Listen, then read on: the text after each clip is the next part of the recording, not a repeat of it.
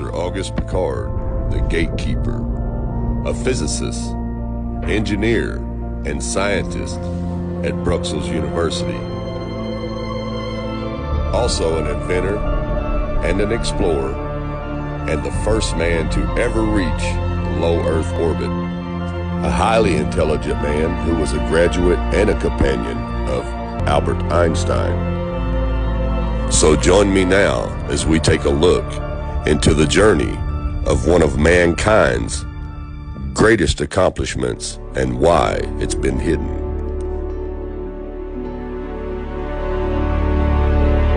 This is a story about legacy. People who know they were put here to do something different, something that would change the world.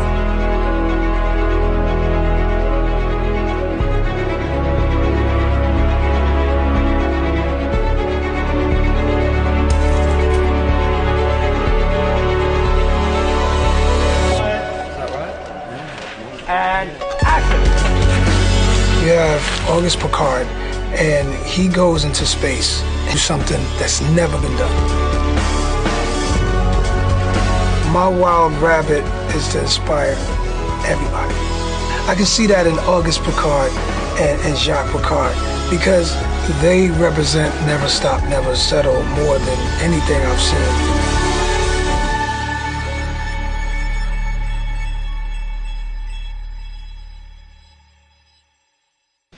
Professor Piccard, the Belgian scientist, started the serious game of searching for the world's roof, searching for the world's roof, searching for the world's roof. Professor Piccard, the Belgian scientist, has ascended to heights never before reached by man to study the stratosphere, that unknown region which surrounds the Earth at a distance of more than 7 miles. Last year in May he reached over 9 miles in height, but this time he was out to beat his own record. 600,000 feet of hydrogen is forced from these cylinders into the balloon. So we're talking about an aluminum ball, but it's coated with black paint. That way the guy knew once he got up, he had these little levers inside this aluminum ball that he could pull, that it would turn this thing. The gondola, only 6'7" in diameter, you'll notice is half black one side and half silver the other. When too warm, the bright side was turned to the sun. When too cold, to the black. Now this was a well thought out plan by a genius. It's a down metal gondola which will bring us into the stratosphere. We are going to be lifted up there by Linde hydrogen. That hydrogen will lift us in a place where nobody can breathe and live. But inside we'll have Linde oxygen, which makes good what the hydrogen makes bad, and makes a very comfortable living place for us. Here I would like to show you inside, but we have too many people. I couldn't all bring you this gondola. Very little space. That's enough space for the pilot and me, who was going to do the work on cosmic rays. But I can show a little bit about it. Here is the ring on which the gondola hangs. Here is the rope to which is connected with offering. This here is a roof garden. If we want to some fresh air, we can go on this here, as long as we are still in the lower air. And then when we go in the stratosphere, we close here. You hand me the cover, please. Thank you. This here is the down metal. Oh, I'm sorry for the noise. This here is the down metal cover, you see, very light. That will come inside, and another one similar will come outside. You take it again, please. We're not talking about a little helium balloon that we see in modern days where everybody's in a little basket floating up into the air. We're talking about an aluminum ball that had pressurized doors on it, kind of like a submarine does, because they knew once they got up so high that there would be no oxygen and they wouldn't be able to breathe. But as long as that aluminum ball was pressurized by those lock-sealed doors, just like a submarine, and they had oxygen in tanks, that's how they did it. Old school, just like every other man in history. He was curious what was up there. Was it true what the Bible says? Is it true what all the ancients depicted?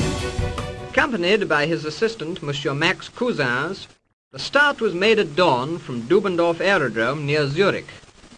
The preparations for the flight began at midnight, but thousands of people had made the journey from Zurich in special trains, whilst a battalion of Swiss troops held down the guy ropes.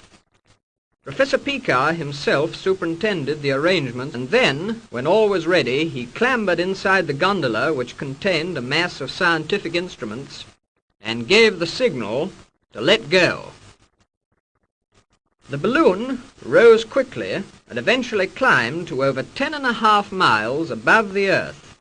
Just imagine, whilst we were sweltering in the heat wave, he was nearly frozen to death in 15 degrees centigrade below zero.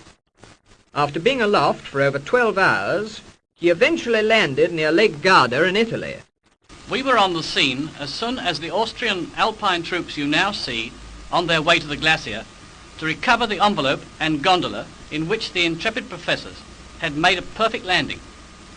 After their amazing air voyage, just imagine, twice as high as Mount Everest, the biggest mountain in the world. The gondola, only 6'7" in diameter, you'll notice is half black one side and half silver the other. Dr. Kepler was overjoyed as he handed out each of the many instruments, all in perfect order, and recording highly scientific discoveries of the utmost importance. So in 1931,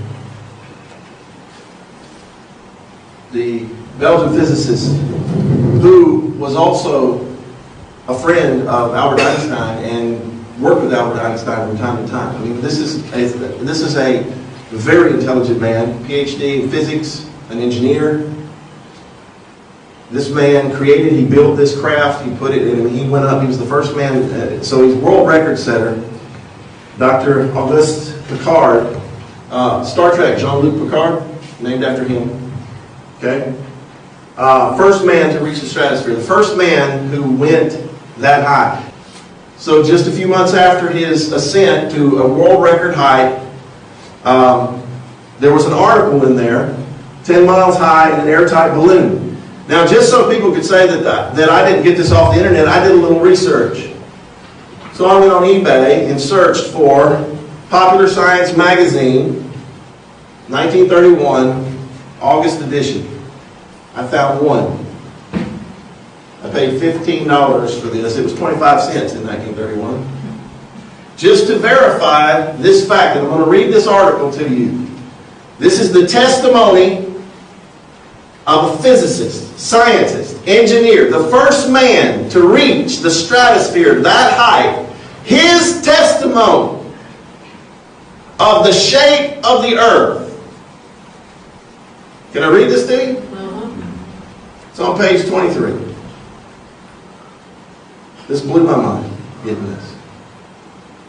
It says, a huge yellow balloon soared skyward a few weeks ago from Augsburg, Germany. Instead of a basket, it trailed an airtight black and silver aluminum ball. Within, Professor Auguste Piccard, physicist, and Charles Kepler aimed to explore the air 50,000 feet up. 17 hours later, after being given up for dead, they returned safely from an estimated height of more than 52,000 feet, almost 10 miles, shattering every aircraft altitude record through copper-colored, then bluish haze. Here's what he said. It seemed a flat disk with upturned edge. Now this is 1931, before NASA. Before they decided they were going to lie to us, before they conspired worldwide to lie. Some people say that there are no scientists that are flat earthers. Well, guess what?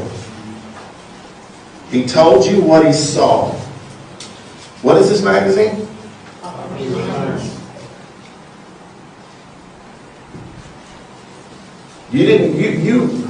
Why did we never hear that in our schools?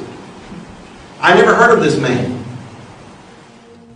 And that capsule still sits at the Brussels Air Museum to this day from 1931. This professor was on coins. He was on stamps.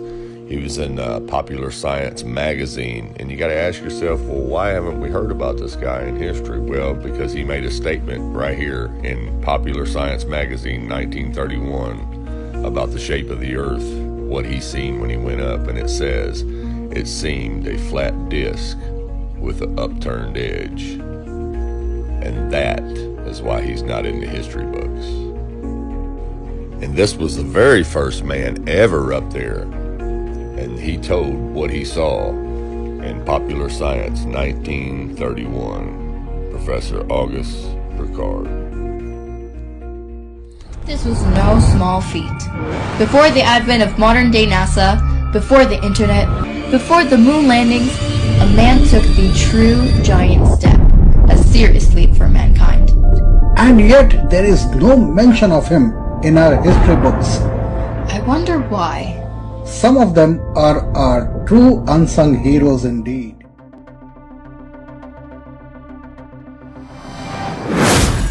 And ye shall know the truth, and the truth shall make you free.